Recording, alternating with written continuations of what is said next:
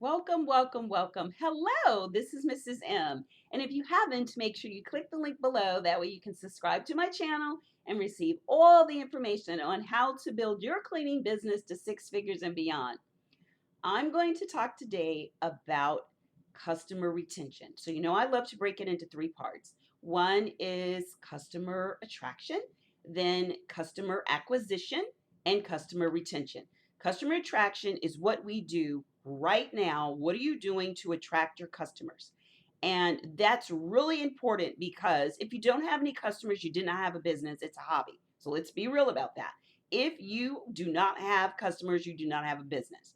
So the first thing you want to do is what should you do to attract your customers? I talk about doing key search words, putting in keywords, search engines, doing Google ads, Facebook ads. Those are some of the organic with the ads, paying for them.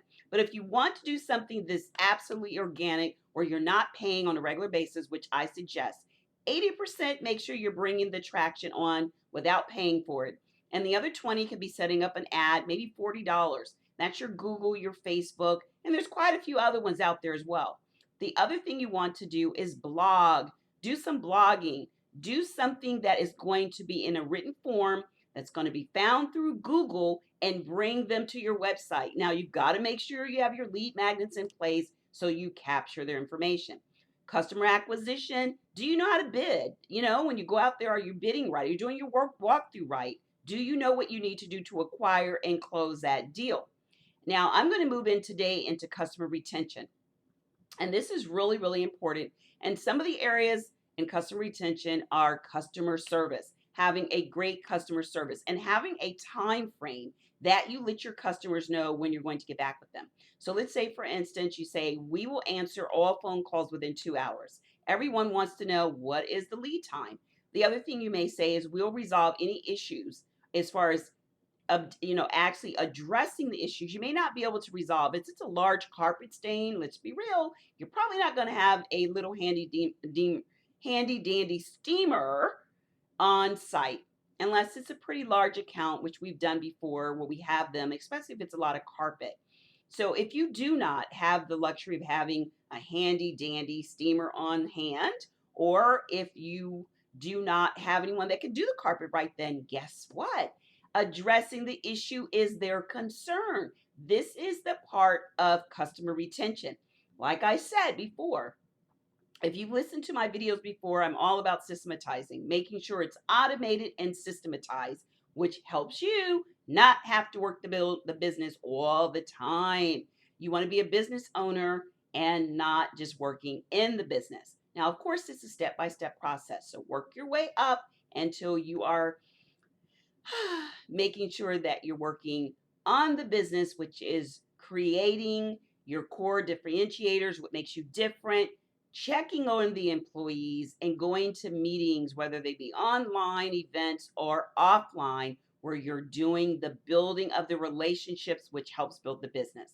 So, once again, in the customer retention area, which I'm conversing about today, is making sure that you have a great customer service, quality control inspections in place. That is important, and that the customer and your employees' expectations. Now, let's talk about expectations for a minute. You'd be surprised. I've gone out and I've done a walkthrough, and let's say we moved a refrigerator and the tile behind the refrigerator is dirty. They may expect it to be able to become clean by doing a scrub or a scrub and a recoat when it comes to the floor. But I remember getting down on my hands and knees and knowing that when I looked at that tile, there was no way that tile was going to become clean as the customer thought it would.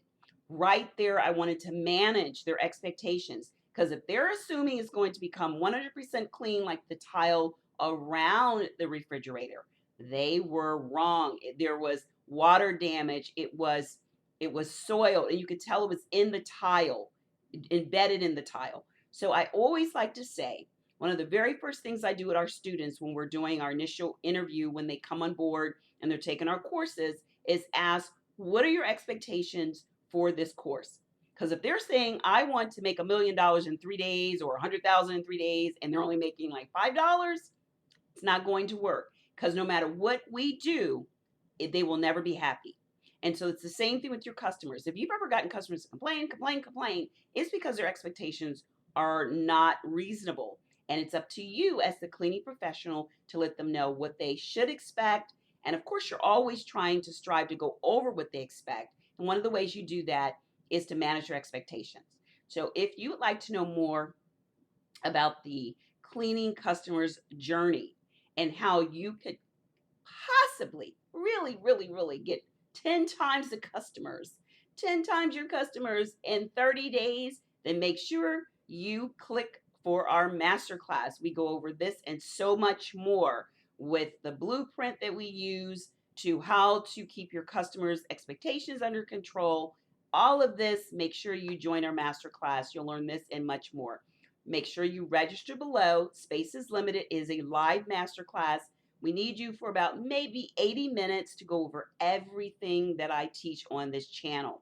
It's an actual masterclass, and that's the purpose of that, is to teach you more so that you can multiply in your business and start hiring individuals and take yourself out of it. That is the purpose of this channel, to teach you how to have a six-figure cleaning business where you're no longer doing the work, but you're employing others, changing their lives through your company.